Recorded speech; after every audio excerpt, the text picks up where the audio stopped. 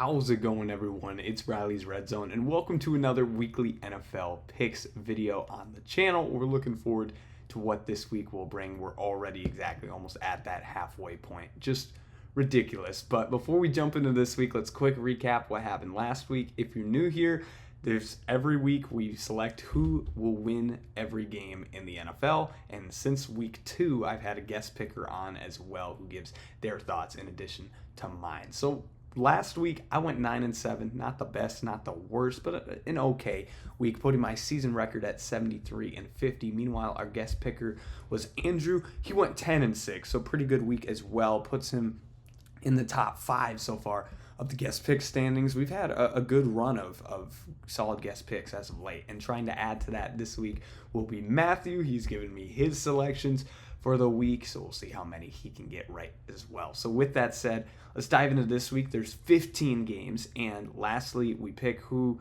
wins the games. We'll mention spreads to get an idea of who's the favorite, but we're not picking spreads. It's straight up who wins the football game. So with that being said, happy Halloween, everyone, if you're celebrating on this day. And with that, we have football tonight with the Texans and the Jets. Bound to see some great pregame wardrobe, I imagine, from these players. This line is drawing a lot of attention this week as the Texans are the underdogs against the Jets, which feels very odd considering the Jets have not been able to do anything over the last month or so of the season. Even since bringing in Devontae Adams, they couldn't beat the Patriots last week. But the Texans do have an injury to Stephon Diggs, which is huge, but at the same time, their receiving corps is going to be fine. And even with they've had injury to Nico Collins, they have so much depth on that team. I'm not very concerned. They squeaked by a win against Indianapolis last week, but I think the Texans are still a legit team. The Jets, I've picked them the last few weeks because it's like they're finally going to have an opportunity to win against the Patriots. I mean, come on, but they don't. And so this is one of those where the Jets probably win this because they just randomly do. But I've been burned already by the stove a lot over these last few weeks taking the Jets. So I'm going to take the safe pick in the underdog with the Houston Texans. So does Matthew. We're both on the same page here. Interesting line that they're the underdog, but that is the way it's going. Then this next one. Let's keep the underdog thing rolling. And the Saints and the Panthers have both not been great this season, especially since the injuries to the Saints. But this upcoming week, I think this is just a random type of game, division game. I think being at home is a nice little extra advantage. The Panthers ship out Deontay Johnson, but now you get some young players who will get the chance to really shine. This is up there with one of my biggest underdog picks of the season. About 7.5-point underdogs. Give me the Carolina Panthers this week at home to get a victory, one that they don't see much this season, and the Saints slide continues. But Matthew's going to go with the Saints. That's going to be an interesting game where it might shake up our standings there. Giants and Commanders is almost the same thing, but I have to go with the safe choice here. What a miracle that was for the Commanders. I was at a Buffalo Wild Wings with some people in an area where most of the crowd was Commanders fans, and seeing that Hail Mary on the TV, the place went wild. It was unbelievable. And the Giants have maybe shown a couple times that they can move the ball. But overall, it's a train wreck this year. Daniel Jones has not been it. There's a chance for him to throw a touchdown at home at least here. This is exactly, I'm going to say it again, this is the type of game that the Giants end up winning. But I got to go with the safe pick in the Commanders.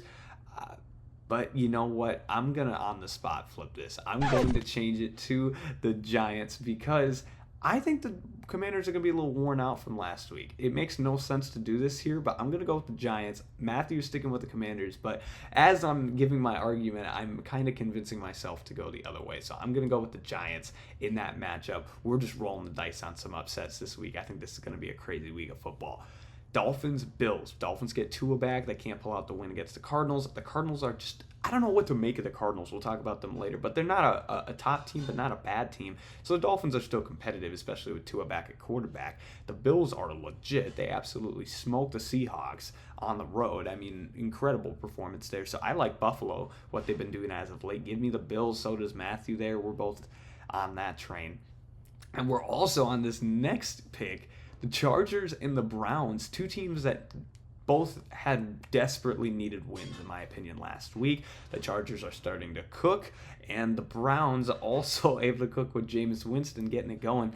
This is another one where maybe they're both riding some momentum. We like the underdog, Browns. They are the underdog in this matchup. Both Matthew and I are thinking this direction. Give us the Browns in this, interesting game between two teams that won last week and desperately needed those wins. But we like the Browns to continue this momentum and really make that interesting when it comes to the AFC playoff picture if the Browns with Jameis can start rolling. Titans, Patriots, these are two teams I have towards the bottom of the barrel. The Patriots are able to get a win last week against the Jets. The Titans are just not a good football team. Bottom line, they got smoked by the Lions. I mean, terrible. But this week at home, give me the favorite, believe it or not, Tennessee Titans at home to get a victory. I just still, even with the win, I'm not convinced with the Patriots. TBD on Drake May's health this week. If they have him, that's a huge boost. Also with Jacoby Brissett, though, they can get it done, as we saw last week. So either way, I like the Titans at home in that matchup to get a victory. Matthew's going to go with the Patriots. This next one is another dart throw. That Cowboys-Falcons. Falcons coming off a big win over the Bucs. You know how the Cowboys can't pull it out against the 49ers. I'm a huge bounce back guy. I think that things even themselves out. If a team's too high, they're going to go back low. If a team's too low, I think they're going to bounce back up. So I like the Cowboys on the road. Not really, when I'm looking at my rankings, doesn't make sense to go with this here, but give me Dallas and the Cowboys over the Falcons and Kirko at home, but Matthew's going with the Falcons. So we have a good amount of disagreements that it's going to be interesting to see the standings at the end of the week. I just have some gut feelings that I'm throwing on the table this week. Raiders, Bengals. I'll take the Bengals straight up. I know they struggled against the Eagles last week, but they at least shown that at times they can be explosive moving the football. The Raiders lose against the Chiefs. I had some belief they could pull off an upset. They just couldn't do it. I'll take the Bengals. So does Matthew. I just don't see anything impressive from the Raiders so far this year.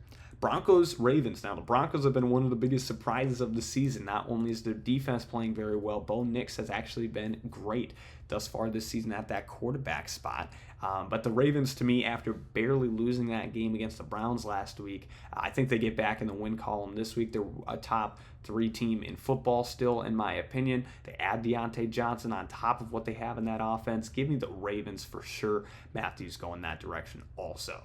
Cardinals and Bears. This is a tricky one. This is another one where on paper it's telling me to go one way. It probably goes the other.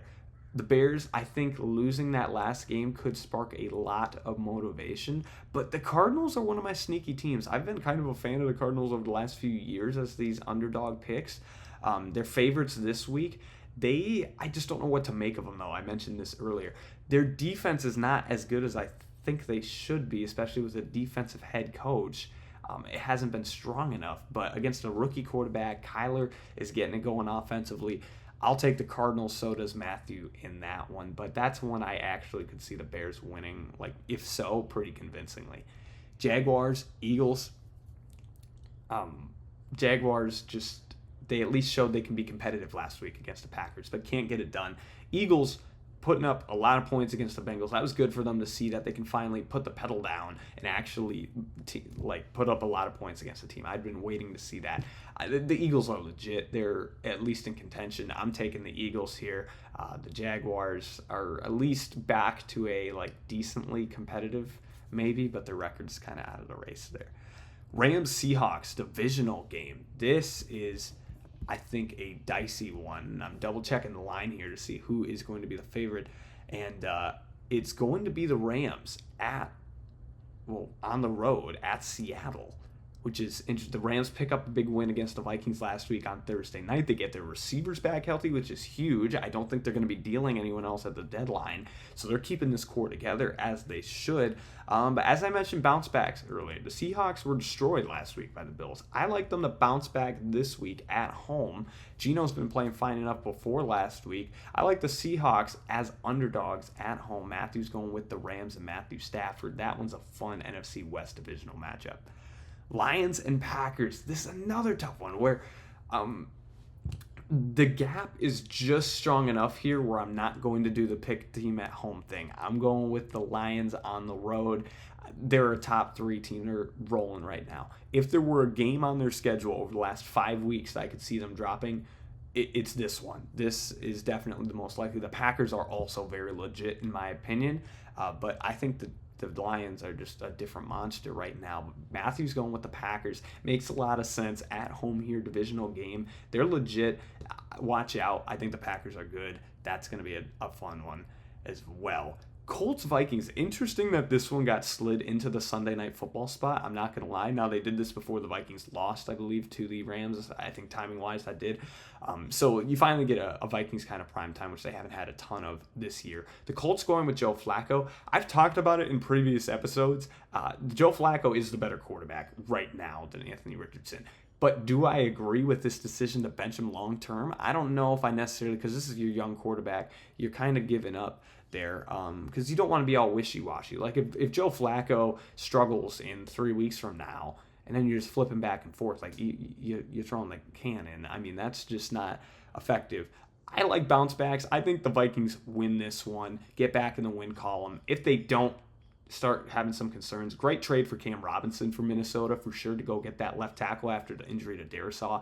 I'll take the Vikes at home there. So does Matthew. And lastly, the Chiefs and the Bucs. I don't know what I'm doing with the Chiefs because I finally committed. Oh, I'm not going to pick against them. And then what did I do? I picked against them last week. The Raiders can't quite pull it off. The Bucs, I picked in an upset last week against the Falcons, but with all the injuries on offense, I don't know how they do it. Baker's still legit, though. He can put up points. I just, once again, here have to follow what I said I was going to do, which is don't pick against the Chiefs very often. So I'm going to go with the Chiefs in this one. Matthew's got the upset pick in the Buccaneers. That could be crazy. I mean, we've seen crazier things happen. They're going to drop a game at some point. It's just a question of if that's the one. So that's the picks for this week. Quickly, let's talk about the Fantasy League. There's been a lot of, I got to scroll up here. There's been a lot of free agent moves in this Fantasy League. But as we look about last week, I won Best Manager. I scored 138 points. Thank you, Tyrone Tracy, for going off at the end. I scored 98%, but it's because all my guys are hurt on the bench. So I lost, and so I know that's going to catch some flack there by our league members when a losing team gets Best Manager. But at least I scored 138. We've had it before where somebody scored 70. I know, though, that's a bit controversial to the league. They're like, commish, what are we doing? We're giving a losing team the commit. I don't pick it. Sleeper does. Worst manager was to Nick, who only scored 70% of possible points. He scored 95 out of 137 that was possible. The biggest blowout was Carson destroying Nick, 135 to 95. Narrow victory was Danny defeating Matthew by 10 points, not close to what the closest victory we've seen. And high score went to Cody, who had 159 points. So I'm getting TJ Hawkinson officially back this week. I'm still waiting on, the Nico Collins. Hopefully he gets back soon. But I'm playing up against Max this week, hoping to get a victory there. Otherwise, we got Alex and Cody. We got Danny and Carson. We got Nick and Matthew, Braden and Andrew, and Charlie and Zach. That one is 7-1 versus 6-2. You see the division rankings.